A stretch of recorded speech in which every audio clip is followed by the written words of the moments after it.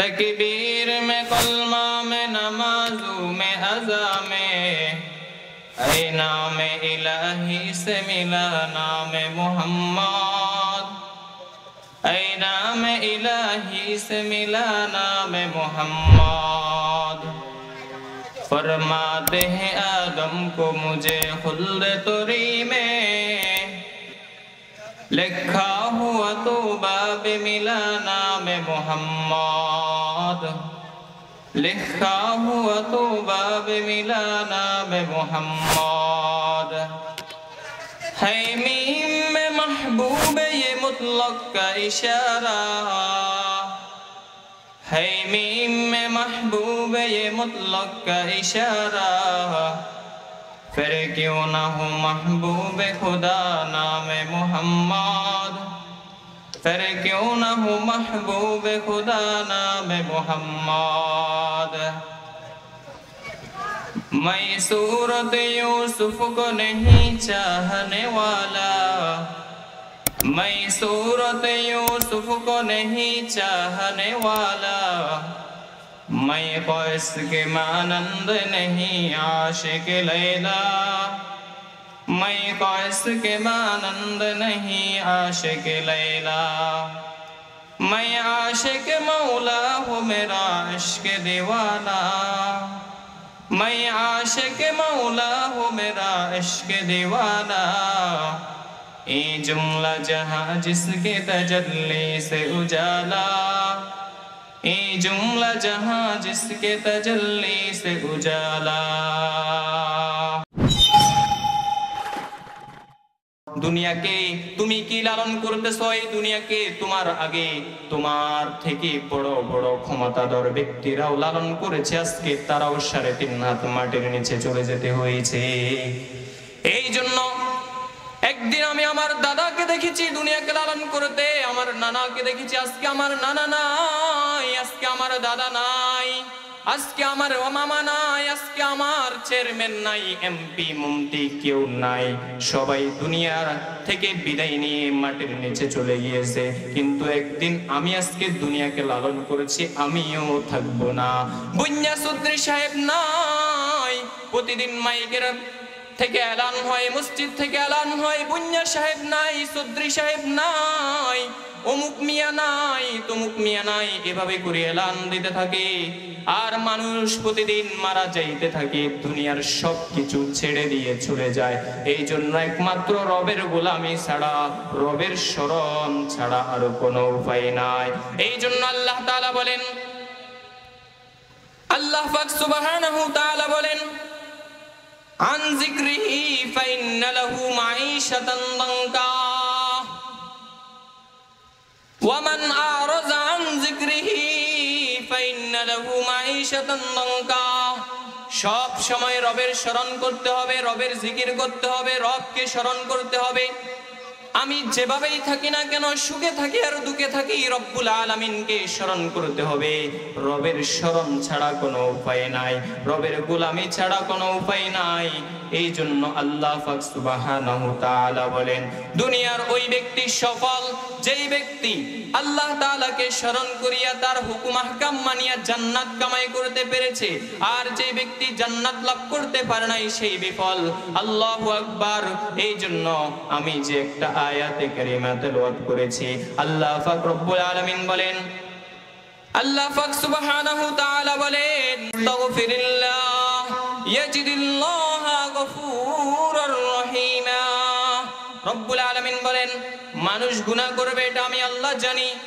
ওয়ামাইয়ামাল সুআন যখন সু মানে অর্থাৎ কোন যাররা থেকে যাররা পরিমাণ যদি কোনো গুনাহ হয়ে যায় বান্দার সাথে সাথে ওয়ামাইয়ামাল সুআন আও ইয়াজলিম অথবা নিজের নফসের উপর কোনো জুলুম করো নিজের উপর জুলুম করে বসো আও ইয়াজলিম নাফসাহু সুম্মা ইস্তাগফিরিল্লাহ তাহলে সাথে সাথে বান্দা ইস্তিগফার করে ফেললে ইয়াজিদিল্লাহ গফুরুর রহিমা রব্বুল আলামিন বলে বান্দা তুমি ইস্তিগফার করবে আর তওবা করবে আমি আল্লাহ ক্ষমা করব না এটা আমি আল্লাহ থেকে আশা করিও না আমি আল্লাহ রব্বুল আলামিন এমনটি রব্বুল আলামিনের কাছে নাই। তুমি ক্ষমা চাইবে আল্লাহ মাফ করবে না, এমনটি নয়। আল্লাহ পাক রব্বুল আলামিন বলে, বান্দা তোমার গুনাহ হবে, তুমি ইস্তেগফার করো, তোমার থেকে কোনো জুলুম হয়ে যাবে, নিজের নফসের উপর জুলুম করবে, তখন তুমি সাথে সাথে আমি আল্লাহর দরবারে আসিয়ে তওবা করো।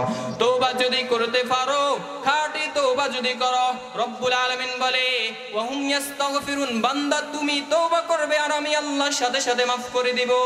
এই জন্য তওবার ইস্তেগফার দুইটি বিষয়, একটা শুধু একটু সামান্য বিষয় হলো তওবা মানে অতীত জীবনের গুনাহগুলো ক্ষমা চাওয়া, আর ইস্তেগফার মানে ভবিষ্যতে আর গুনাহ করব না বলে আল্লাহ তাআলার দরবারে ওয়াদা করা। এই জন্য ومن يعمل سوءا أو يظلم نفسه ثم يستغفر الله يجد الله غفورا رحيما। রব্বুল আলামিন বলে, আমি আল্লাহ পাক সুবহানাহু তাআলার তিনটা সিফতি নাম আছে, একটা হলো গাফের, একটা নাম হলো গফুর, তৃতীয় নাম্বার সিফতির নাম হলো গফফার। আমি দুনিয়ার মানুষগুলাকে তিন ভাগে ভাগ করেছি। এক নাম্বার হলো জালেম, দুই নাম্বার হলো জুলুম, তিন নাম্বার হলো জাল্লাম। রব্বুল আলামিন বলেন গাফের মানি সাধারণ ক্ষমা করনেওয়ালা, গফুর মানি বেশি ক্ষমা করনেওয়ালা, গফফার মানি চূড়ান্ত ক্ষমা করনেওয়ালা। রব্বুল আলামিন বলে আমি মানুষদেরকেও তিন ভাগে ভাগ করলাম। জালেম মানি যার নেক বেশি গুনাহ কম, জুলুম মানি যার গুনাহ বেশি নেক কম। এরপরে জাল্লাম মানি যে ইসলামের ভিতরে প্রবেশ করার পরে, মুসলমান হওয়ার পরে কোনো আমল করেনি, ইবাদত করেনি, তাকে বলা হয় জাল্লাম। এই জন্য রব্বুল আলামিন বলে আমারও তিনটা সিফতি নাম আছে, একটা হলো গাফের, গাফের নামের সিফত দিয়া আমি রব্বুল আলামিন জালেমদেরকে মাফ করে দিলাম, গফুর নামের সিফত দিয়া আমি আল্লাহ জুলুমদেরকে মাফ করে দিলাম, গফফার নামের সিফত দিয়া আমি রব্বুল আলামিন জাল্লামদেরকে মাফ করে দিলাম। যারা ইসলামে প্রবেশ করার পরে তাদের জিন্দেগিতে শুধু গুনাহ আর গুনাহ, কোনো নেক করে নাই, কোনো নেক কাজ করে নাই। এই জন্য রব্বুল আলামিন বলে আমি আল্লাহ তোমাকে চূড়ান্ত পর্যায়ে মাফ করে দিলাম, শুধু তুমি আমার কাছে তওবা করবে আর ইস্তেগফার করবে।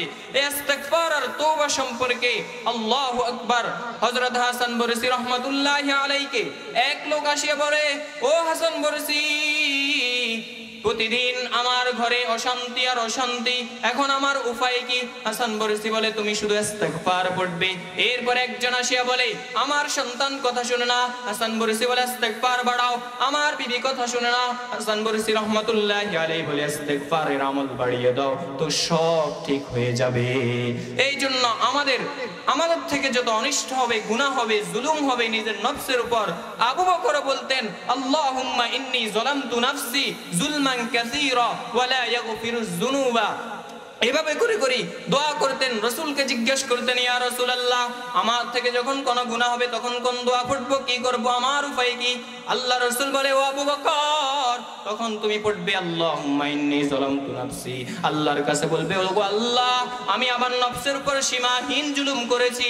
আল্লাহুম্মা ইন্নী যালামতু নাফসি, আমার নফসের উপর জুলুম করেছি, আমার উপর জুলুম করেছি, যুলমান কাসীরা ওয়া লা ইয়াগফিরুয যুনুবা। ও আল্লাহ, আপনি আমাকে ক্ষমা করে দেন, ফাগফিরলি, আমাকে মাফ করে দেন, মাগফিরাতাম মিন ইনদিকা ওয়ারহামনি, ওগো মালিক আমাকে একটু রহম করেন। দেখেন কত সুন্দর। আবু বকর বললেন আমি আমার নফসের উপর সীমাহীন জুলুম করেছি, আর রহম যখন চাচ্ছে তখন রহম চাইছে, ওয়ারহামনি, ওগো আল্লাহ একটু রহম দিয়ে দেন, আমার উপর একটু রহম করেন। অথচ গুনাহ করার সময় বলেছে সীমাহীন জুলুম হয়েছে, গুনাহ হয়ে গেছে। আর যখন রহমত চাইতেছে তখন বলতেছে একটু রহমত দেন, একটু মাগফিরাত দেন। আল্লাহু আকবার। এই জন্য হাসান বরসিকে আসিয়া লোকটি বলল, ও হাসান বরসি রহমাতুল্লাহি আলাইহি, এখন আমি কি করব? আমার জীবনে যত সমস্যা, সব সমস্যার সমাধানের জন্য আমি কি করব? তখন হাসান বরসি বলতে, তুমি শুধু ইস্তেগফার আমল বাড়িয়ে দাও। হাসান বরসিকে এক লোক জিজ্ঞাসা করলো, হাসান বরসি, ইস্তেগফারের দাম বেশি নাকি সুবহানাল্লাহের দাম বেশি? হাসান বরসি রহমাতুল্লাহি আলাইহি বললেন, তোমার কাপড় যখন ময়লা হয় তখন সাবানের প্রয়োজন হয় নাকি আতরের প্রয়োজন হয়? তখন লোকটি বলল সাবানের তো প্রয়োজন। তাহলে হাসান বসরি বলে বাহবা করার চেয়ে ইবাদত করে, বাহবা করার চেয়ে ইবাদত করে খুশি হওয়ার চেয়ে গুনাহ করে ক্রন্দন করে আল্লাহ তাআলার কাছে তওবার দাম বেশি, বাহের দামের চেয়ে আহের দাম আল্লাহ তাআলার কাছে বেশি। এই জন্য গুনাহ হবে ইস্তিগফার করব, গুনাহ হবে তওবা করব। আমি ইবাদত করে যতটুকু খুশি হই, গুনাহ করে কান্নাওয়ালা চোখ নিয়ে রবের দরবারে যখন যাই, রব তখন খুশি হয়ে যায়। বলেন সুবহানাল্লাহ। এই জন্য রব্বুল আলামিনের কাছে যখন গুনাহ হয়ে যাবে, হাসান বসরি বলছে যখন তোমার কাপড় ময়লা হয়ে যাবে তখন সাবানের দাম পড়বে, সাবানের প্রয়োজন পড়বে নাকি আতরের প্রয়োজন পড়বে? তখন লোকটি বললে সাবান প্রয়োজন। এই জন্য হাসান বসরি বলে যখন ইস্তিগফারের চেয়ে সুবহানাল্লাহর দাম বেশি নয়, গুনাহ করে ক্রন্দনওয়ালা চোখের দাম বেশি আল্লাহর দরবারে। এই জন্য সুবহানাল্লাহর দাম বেশি নাকি আস্তাগফিরুল্লাহর দাম বেশি? তখন তিনি বললেন সুবহানাল্লাহের চেয়ে আস্তাগফিরুল্লাহর দাম বেশি। যেমন সাবানের আতরের চেয়ে সাবানের দাম বেশি। কেন সাবানের দাম বেশি? কাপড় যদি ময়লা হয়, যতই আতর লাগাই কাপড় কোনোদিন পরিষ্কার হবে না সাবান ছাড়া। এই জন্য গুনাহ যখন করে ফেলেছি, তওবা ছাড়া ইস্তিগফার ছাড়া এই সুবহানাল্লাহ দিয়ে আপনার কলব পরিষ্কার হবে না। সুবহানাল্লাহ তখন পড়বেন যখন আপনার কলবের ভিতরে কোনো গুনাহ নেই, আপনি নিশ্চিন্তে আছেন, হাঁটতেছেন, সুবহানাল্লাহর আমল বাড়িয়ে দেন। এই জন্য হাসান বসরি বলে আমার যখন একটা মুরগি অসুস্থ হয়ে যেত তখন আমি ইস্তিগফারের আমল বাড়িয়ে দিতাম। আমার যখন গরু অসুস্থ হয় তখন আমি ইস্তিগফার বাড়িয়ে দিতাম। আমার যখন হাঁসগুলো অসুস্থ হয় তখন আমিও সবাইকে বলে দিতাম যাদের হাঁস অসুস্থ তোমরা ইস্তিগফারের আমল বাড়িয়ে দাও, যাদের শক্তি প্রয়োজন তোমরা লা হাওলা ওয়ালা কুওয়াতা ইল্লার আমল বাড়িয়ে দাও। এই জন্য মুরব্বি বাবাজিরা আপনারা সবাই লা হাওলা ওয়ালা কুওয়াতা ইল্লা বিল্লাহির আমল বাড়িয়ে দেন। জীবনে যত সমস্যা সমাধান একটাই, আস্তাগফিরুল্লাহ। আপনার জীবনে যত সমস্যা সমাধান একটাই, লা হাওলা ওয়ালা কুওয়াতা ইল্লা বিল্লাহ। এই আমলগুলা আমরা সবাই করতে পারি। আমলগুলা যদিও ছোট হয় কিন্তু আল্লাহ তাআলার দরবারে এগুলার গ্রহণযোগ্যতা অনেক বেশি। এই জন্য রব্বুল আলামিনের কাছে সব সময় তওবা ইস্তিগফারের মধ্যে থাকতে হবে। এক ব্যক্তি আসিয়া হযরত মূসা আলাইহিস সালাতু ওয়াস সালামকে বলতেছে, ওগো মূসা পয়গম্বর, আপনি আল্লাহ তাআলার দরবারে দোয়া করেন আমাদের জন্য। মূসা আলাইহিস সালাম তার কথা শুনিয়া বলতেছে, ইয়া আল্লাহ, আমাদের উপর রহম করেন, আমাদেরকে মাফ করিয়ে দেন। এলাকাবাসীর প্রতি যে সমস্ত দুর্যোগ মুহূর্ত ছিল, অভাব মুহূর্ত দূর করে দেন, আমাদের রিজিক বাড়িয়ে দেন। এভাবে হাত তুলিয়া মূসা আলাইহিস সালাতু ওয়াস সালাম দোয়া করতেছেন আল্লাহর দরবারে। আল্লাহ রাব্বুল আলামিন বলে, মূসা তুমি যতই দোয়া করো তোমার দোয়া আমি কবুল করব না। তুমি যাদেরকে নিয়ে হাত উঠাইছো এদের মধ্যে এমন একজন গুনাহগার আছে, যেই গুনাহগারের জন্য আমি রব্বুল আলামিন তুমি মূসার দোয়া কবুল করব না। ওই গুনাহগারটি 40 বছর পর্যন্ত গুনাহ করেছে কিন্তু এখনো তওবা করেনি। ওই ব্যক্তির তওবা ছাড়া আমি রব তোমার দোয়া কবুল করব না। এই জন্য মূসা আলাইহিস সালাম এবার সবাইকে ডাকে বললেন, সবাইকে আইন জারি করলেন, বললেন কে আছো আমার এই মজলিসের মধ্যে 40 বছর পর্যন্ত গুনাহ করেছো কিন্তু রবের দরবারে তওবা করো নাই? ওই ব্যক্তি হাত উঠাও অথবা আমার কাছে আসিয়া এই কথা প্রমাণ করো যে ও মূসা পয়গম্বর, আমি গুনাহ করেছি, আমি সত্যি করে বলেছি আমি গুনাহ করেছি, আমি এখন তওবা করেছি। আমার আল্লাহ তো জানেন কে সেই ব্যক্তিটি যে 40 বছর পর্যন্ত গুনাহ করেছে, এটা রব্বুল আলামিন জানেন, কিন্তু মূসা জানেন না। এবার মুসা আলাইহিস সালামের ভয়ে ওই লোকটি বলতেছে, এখন যদি আমি হাত উঠাই তাহলে এতগুলো মানুষের সামনে আমি লজ্জিত হয়ে যাব, সবাই আমাকে খারাপ বলবে এবং মুসা পয়গম্বরের কাছে আমি কালারিং হয়ে যাব। এই জন্য ওই ব্যক্তি হাত উঠায় নাই এবং পরিচয় দেয় নাই যে আমি গুনাহ করেছি। সে গোপনে গোপনে রব্বুল আলামিনের কাছে হাত তুলিয়া তওবা করতেছে, ওগো মালিক, 40 বছর পর্যন্ত গুনাহ করেছি, তোমাকে ভয় করি নাই, শয়তানের ওয়াসওয়াসায় পড়ে গুনাহ করে ফেলেছি। আল্লাহ, আজকে মুসা পয়গম্বরের সামনে আমি ব্যক্তিটাকে আল্লাহ তুমি লজ্জিত করিও না, আমাকে আজকে থেকে ক্ষমা করে দাও, আমি আর জিন্দেগিতে গুনাহ করব না, আর আমার থেকে কোনো অনিষ্ট হবে না, গুনাহ হবে না। ও মালিক, তোমার দরবারে হাত উঠাইলাম, তুমি যদি আমাকে ক্ষমা না করো, কেউ আমাকে ক্ষমা করার মতো নাই। এভাবে রোনা জারি করতে লাগলো আর কাঁদতে লাগলো। আল্লাহ পাক সুবহানাহু তাআলা বললে, ও বান্দা, যাও যাও, তুমি যেহেতু আমার কাছে এভাবে কাঁদতেছ, এই চোখের পানির দাম আমার কাছে অনেক বেশি। ও বান্দা, যাও, তোমাকে আমি ক্ষমা করে দিলাম। এবার মুসা আলাইহিস সালাতু ওয়াস সালাম দোয়া করলেন আর আল্লাহ তাআলা সাথে সাথে কবুল করে নিলেন। আর সবাই বলতেছে, হায়, এতক্ষণ পর্যন্ত মুসা দোয়া করলো, কবুল হলো না, কিন্তু এখন দেখি হাত উঠানোর সাথে সাথে দোয়া কবুল হয়ে গেল, ঘটনা কি? সবাই জানতে চাইলো। আর মুসা আলাইহিস সালাম আল্লাহকে জিজ্ঞাসা করলেন, ওগো আল্লাহ, আমি আগে হাত উঠাইলাম, আপনি বললেন তোমার দরবারে এমন একটা লোক আছে যার কারণে আমি দোয়া কবুল করলো না, এখন আমাকে তো ওই ব্যক্তিটা ধরা দিল না, আর আপনি আল্লাহ সাথে সাথে দোয়া কবুল করলেন, ঘটনা কি? আল্লাহ পাক সুবহানাহু তাআলা বলছেন, ও মুসা, ওই ব্যক্তিটা আমার কাছে আসিয়া গোপনে গোপনে মাপ চেয়ে নিয়েছে এবং খাঁটি তওবা করে ফেলেছে। আর আমি আল্লাহ রব্বুল আলামিন যখন ওই ব্যক্তিটা আমাকে আল্লাহ বলে ডাক দিল, আমার রহমতের দরিয়া জোশ মেরে উঠলো। আর রব্বুল আলামিন বলেন, আমি তাকে গোপনে গোপনে মাফ করে দিলাম। সুবহানাল্লাহ। মাফ করে দেওয়ার সাথে সাথে, মুসা, তুমি তো বলতে পারবে না আমি রব্বুল আলামিন তাকে ক্ষমা করে দিয়েছি, আর ক্ষমা করে তুমি মুসার দোয়া আমি কবুল করে নিয়েছি।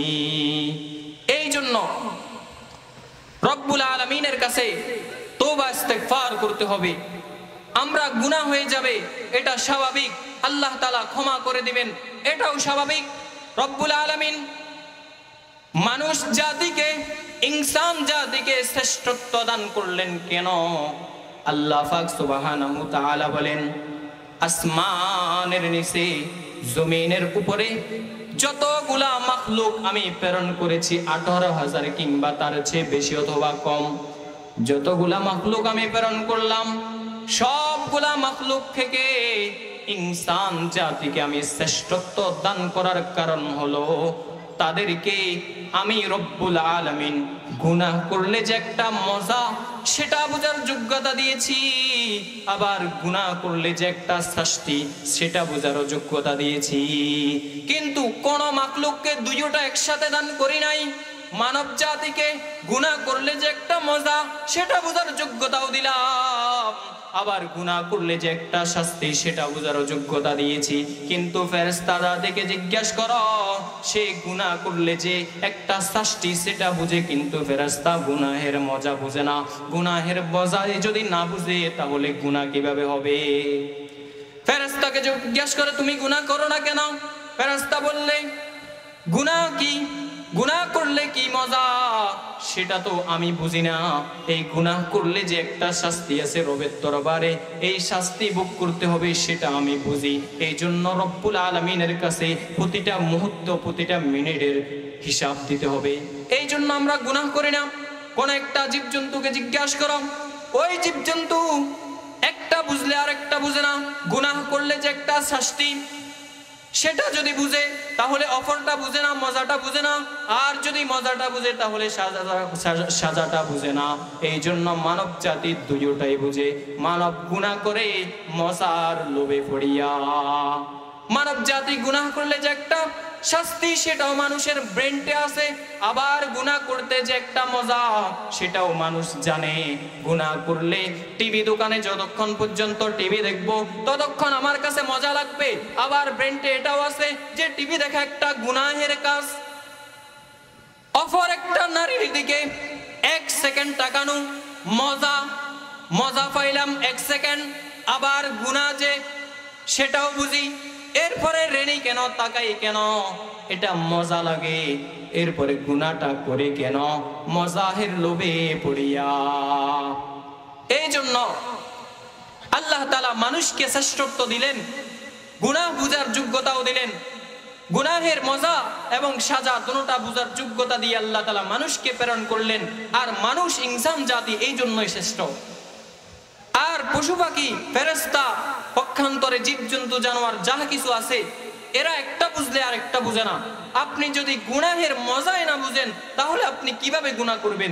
আবার আপনি যদি গুনাহের সাজাটা বুঝেন অপর দিকে, তাহলে কিভাবে আপনি গুনাহ করবেন? মানুষ তো দুটোটাই বুঝে, সাজা এটাও বুঝে, মজা এটাও বুঝে, মজাহের লোভে পড়িয়া সাজাটা ভুলে যায় কিছুক্ষণের জন্য। এই জন্য রব্বুল আলামিনের কাছে তওবা ইস্তেগফার বেশি বেশি করতে হবে। আল্লাহ তাআলা মানুষকে শ্রেষ্ঠত্ব দিলেন এই জন্য। আল্লাহ পাক সুবহানাহু তাআলা মানুষকে শ্রেষ্ঠত্ব দেওয়ার পরে, সাজা মজা দুটোটা বুঝার পরে রব্বুল আলামিন এটা কেন দিলেন? এই জন্য দিলেন মানুষ গুনাহের মজা ভোগ করিয়া মানুষ আল্লাহকে ভুলে যায় নাকি আল্লাহকে স্মরণ করে, এটা পরীক্ষা করার জন্য ইমানদার মুসলমানকে একটা কঠিন পরীক্ষার মুহূর্তে ফালানোর জন্য, একটা কঠিন পরীক্ষা নেওয়ার জন্য রব্বুল আলামিন দুটোটা দিয়ে প্রেরণ করলেন। আমাদের থেকে আল্লাহ তাআলা বড় পরীক্ষা নেবেন, এই জন্য আল্লাহ তাআলা আমাদেরকে শ্রেষ্ঠত্ব দিলেন। আমরা এখন গুনাহ থেকে তওবা কিভাবে করব?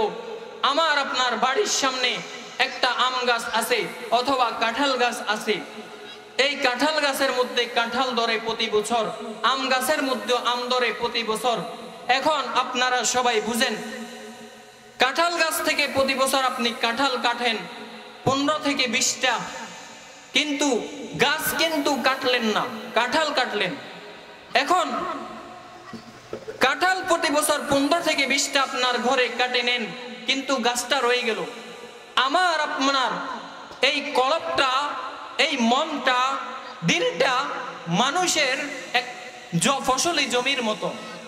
একটা জমিনের মধ্যে আপনি যখন কোনো কিছু ফলাইতে যাবেন তখন এটা চেষ্টা ছাড়া, রোয়া ছাড়া, ফলানি ছাড়া সম্ভব নয়। না হয় এই জমিনের মধ্যে আগাছা ফলাইবে, আগাছা ফলবে। এই জন্য আমার আপনার ওই জমিনটাকে আবাদ রাখার জন্য আমি আপনি কোনো একটা কিছুর ক্ষেত করতে হবে, সেটা চাই ধান রোপণ হোক অথবা হসখেতি হোক, যেটাই বলি আমরা। একটা কিছু যদি না করি তাহলে ওই জমিনের মধ্যে আগাছা ফলাইবে। এখন এই আগাছাটা প্রতি বছরই ফলাইবে। আমি আপনি যদি আমার আপনার কলবটাকে আল্লাহ তাআলার জিকির দিয়ে, রব্বুল আলামিনের স্মরণ দিয়ে, ইবাদত দিয়ে, তওবা দিয়ে, ইস্তেগফার দিয়ে, লা হাওলা ওয়ালা কুওয়াতা ইল্লা বিল্লাহর আমল দিয়ে, এভাবে যদি আমি আপনি কলবটাকে ভাবে তওবা করতে হবে।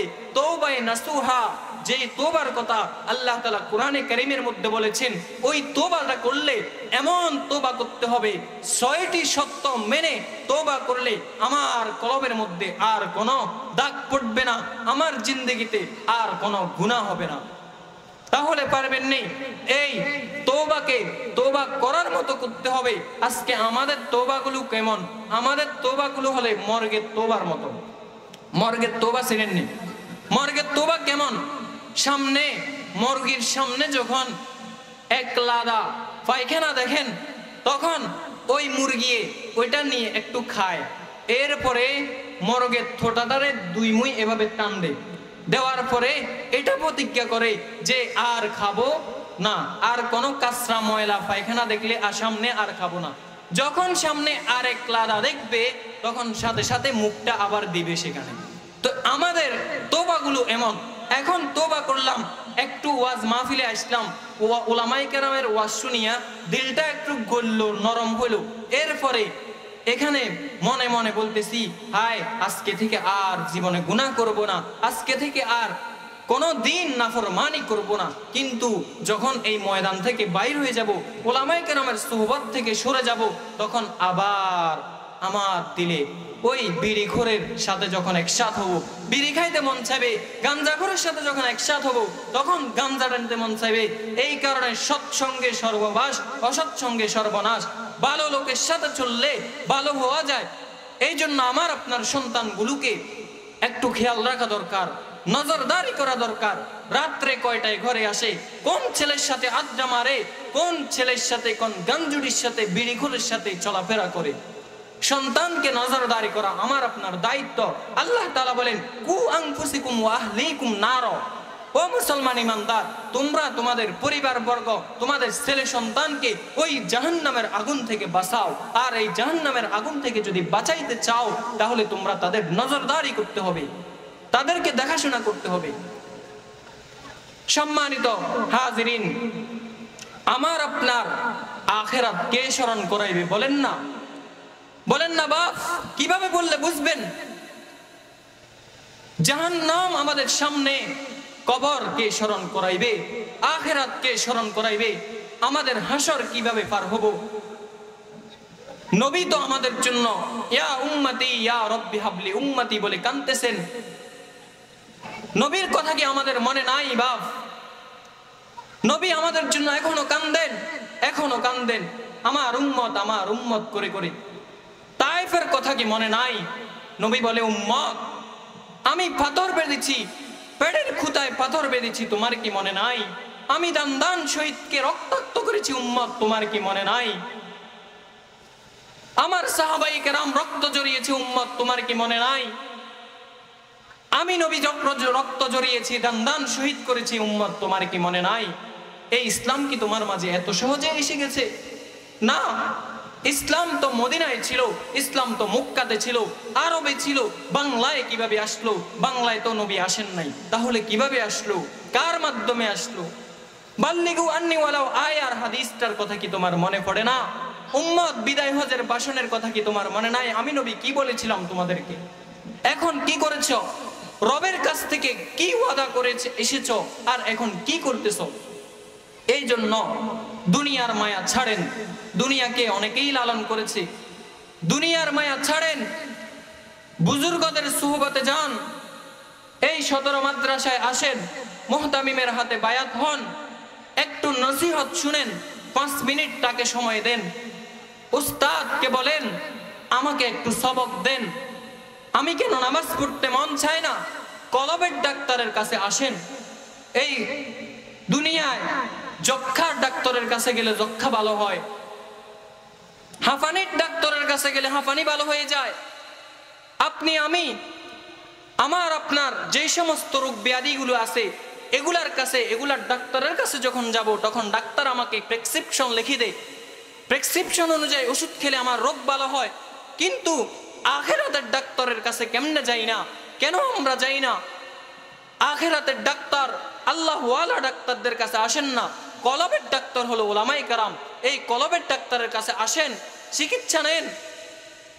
ফটিয়ার মুফতি সাহেব রহমতুল্লাহি আলাইহি কন্দন করে করে বলতেন, দমকে দমে কলবে নূরানি হুই, দমকে দমে কলবে নূরানি হুই, मर्दे हक से मिलके हक्कानी हुई, हर तमन्ना दिल से रुखसत हो गई, अब तू आजा अब तू खलवत हो गई।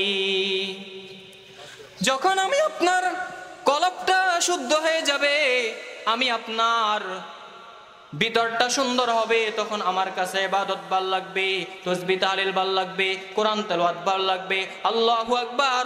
যখন আমার সৎসঙ্গ চলে আসবে, যখন আমি ভালো একটা বন্ধুর সাথে চলাফেরা করব, ওলামায়ে কেরাম কলবের ডাক্তারের সাথে উঠা বসা করব, তখন আমার আপনার আখিরাত স্মরণ হয়ে যাবে। দুই বন্ধু একসাথে 17 বাজারে, মির্জা বাজারে একসাথে চায়ের আড্ডায় চা খাইলো, অনেক কিছু খাইলো, আড্ডা দিল, গল্প করলো, যখন মাগরিবের নামাজের আজান হলো তখন ক্যাশিয়ারকে বিল দিল।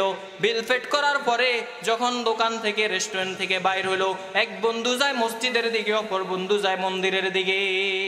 আছে কি নাই বলেন না?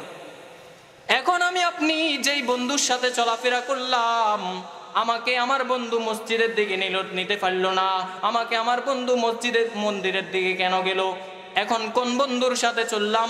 এতক্ষণ পর্যন্ত আড্ডা দিলাম, চা খাইলাম, কফি খাইলাম, অনেক কিছু পান করলাম, করার পরে বিলও দিলাম একসাথে, উঠা বসাও একসাথে, লেনদেনও একসাথে, আবার গাড়িতেও একসাথে, সব কিছু একসাথে করলাম, উঠা বসা সব কিছু একসাথে হইল। বন্ধু যখন বিল দেওয়া শেষ তখন রেস্টুরেন্ট থেকে বাইর হইয়া কেন মন্দিরের দিকে গেল, আর আমি কেন মসজিদের দিকে গেলাম? আমি কেন বন্ধুর সাথে দৌড় দিলাম? নিজেকে একটু চিন্তা করলে, খেয়াল করলে এটা বুঝে আসে কি আসে না বলেন না? আসে। এই জন্য ভালো বন্ধুর সাথে চলতে হবে, ভালো আল্লাহ ওয়ালাদের সাথে চলতে হবে। এমন বন্ধুর সাথে চলবো না যেই বন্ধু আমাকে গাঞ্জার দিকে নেয়। আল্লাহ তাআলা আমাদেরকে বুঝার আমল করার তৌফিক দান করুক। ওয়া আখিরু দাওয়ানা